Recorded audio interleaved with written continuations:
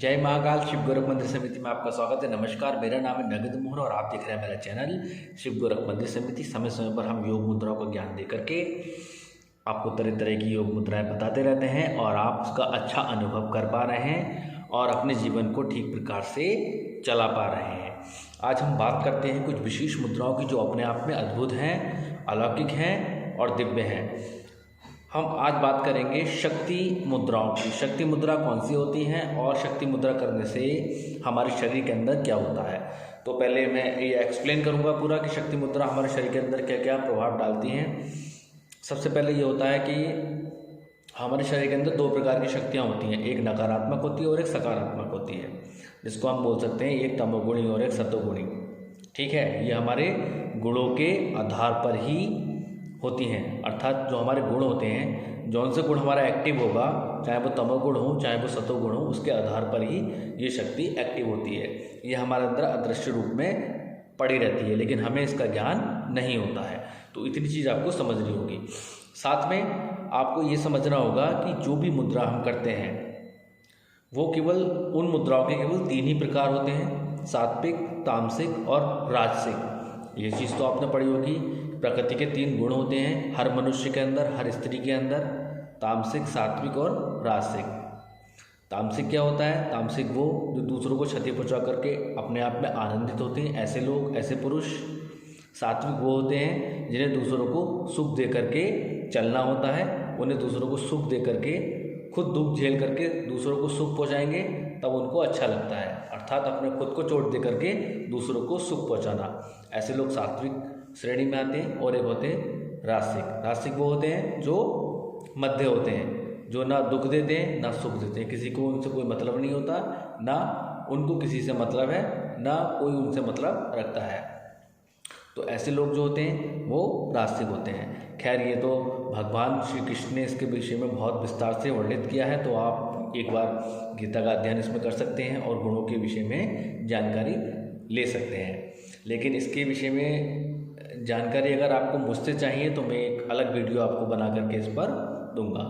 तो अभी ये विस्तार जो मैं बता रहा हूँ शक्ति मुद्राओं का है। अभी ये विस्तार से मैं जो बता रहा हूँ ये शक्ति मुद्राओं का वर्णन है। शक्ति मुद्रा दो प्रकार की होती हैं, तमोगुणी और सतोगुणी। तमोगुणी कौन सी होती हैं? तमोगुणी मुद्राएं वो होती हैं जो तामसिक तंत्र योग के आधार पर की जाती हैं, उससे संबंधित होती हैं, अर्थात खुद को ताड़ित करना, दूसरों को ताड़ित करना, अपने शरीर को ताड़ित करना, या फिर अपने आप को इस प्रकार से ताड़ित करना कि हमारा शरीर हिलने डुलने लगे और गड़बड़ झिकोले खाने लगे। मतलब ऐसा कुछ शरीर को कष्ट दे करके क्रिया करना। ऐसी जितनी मुद्राएं होती हैं वो तामसिक शक्ति मुद्रा कही जाती है। सात्विक शक्ति मुद्रा वो होती हैं जो अपने आप में अद्भुत हैं, अर्थात दिव्य होती हैं। ऐसी मुद्राएं जिसमें हमारे शरीर में किसी प्रकार की कोई क्षति नहीं पहुंचती है, ना ही हम किसी दूसरों को क्षति पहुंचाते हैं। मुद्रा करते समय भी हम केवल एक यही धारणा बनाते हैं कि हमारी पृथ्वी ठीक रहे, हमारा परिवार सही रहे, हमारा समाज सही रहे, हमारा देश ठीक रहे। उसी को चलाने के लिए मंगल प्रार्थना हम करते हैं, जन कल्याण की प्रार्थना होती है। तो सात्विक शक्ति मुद्राओं में ऐसा आह्वान किया जाता है। तो अब हम जान लेते हैं शक्ति तामसिक मुद्रा, शक्ति राजसिक मुद्रा, इसमें भेद क्या है। तो देखिए, इसमें भेद ये होता है कि हमें ये जानना होगा कि हमारे शरीर के अंदर कौन सा गुण एक्टिव है, तमोगुण एक्टिव है या सतोगुण एक्टिव है।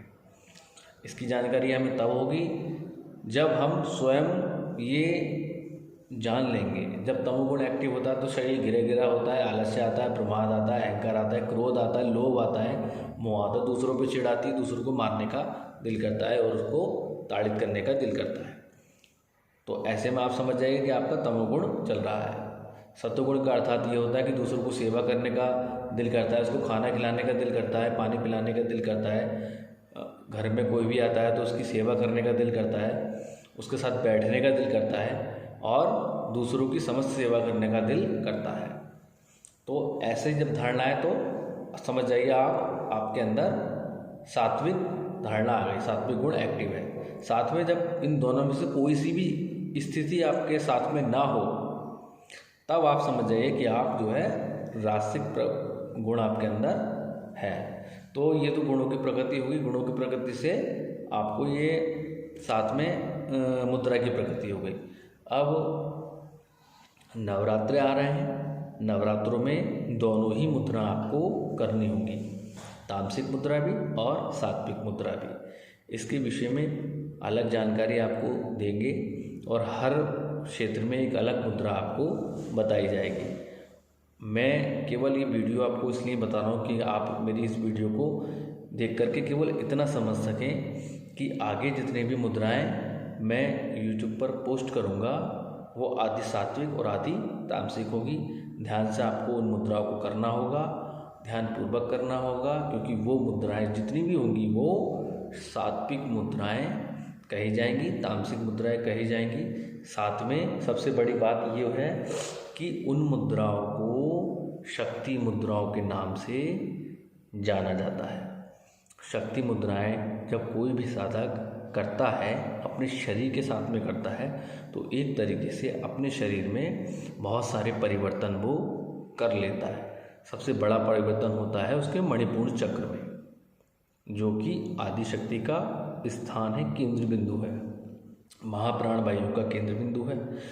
तो उस क्षेत्र में ज़्यादा बदलाव परिवर्तन होते हैं। तो नाभि जो है बेस है, हमारा शरीर का बेस है, केंद्र बिंदु है। तो जाहिर सी बात है जब यहाँ पर हलचल होगी तो समस्त शरीर में ही हलचल होगी। तो मिलते हैं अगली वीडियो में एक नई जानकारी के साथ में।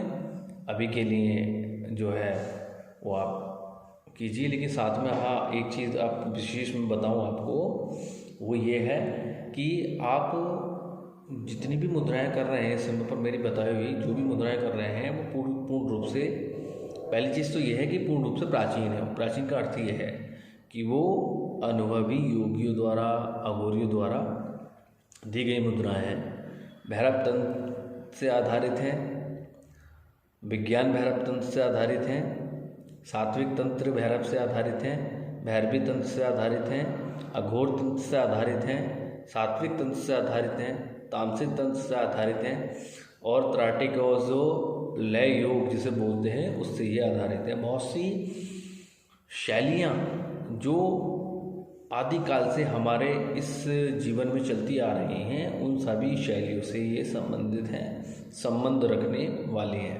कोई भी दोनों हाथ से लगा करके कोई भी मुद्रा जब हम करते हैं तो किसी न किसी देव की मुद्रा वो मानी जाती है। मैंने जितनी भी मुद्राएं आपको बताई हैं वो उसमें केवल आधी जानकारी आपको दी है, पूरी जानकारी मुद्राओं के विषय में नहीं दी है। इसका विशेष कारण ये भी है कि आप उसका अनुभव करें लगाने के बाद में, तो उससे जो आपके आंतरिक जो ऊर्जा है, जो आपकी चेतना है, वही अगर इससे जानकारी, वही अगर आपको जानकारी दे, वही आत्म तत्व आपको इसकी जानकारी दे, तो वो जानकारी आपके लिए ज़्यादा महत्वपूर्ण होगी बाइसके कि जो जानकारी मैं दूँ वो ज़्यादा अच्छी है। जो जानकारी आप अपने आत्म बल से ले सकते हैं वो जानकारी कोई और आपको नहीं दे सकता है। तो इस चीज़ का विशेष ध्यान आप रखें। जो भी मुद्रा करें पूर्ण निष्ठा के साथ में करें, पूरे समर्पण के साथ में करें और कोई भी मुद्रा किसी भी मनुष्य को क्षति पहुंचाने के उद्देश्य से ना करें, इसमें आपका ही अहित होगा।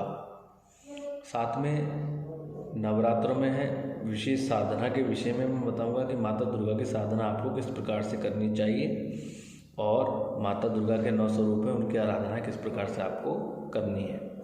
तो मिलते हैं आपको अगली वीडियो में एक नई मुद्रा के साथ में। लगातार हम मुद्राओं को पोस्ट करेंगे, आप उसका अनुभव लीजिए और अपने जीवन को आगे लेकर जाइए। इसके साथ ही जय महाकाल, जय शंकर की, जय श्री गोरख।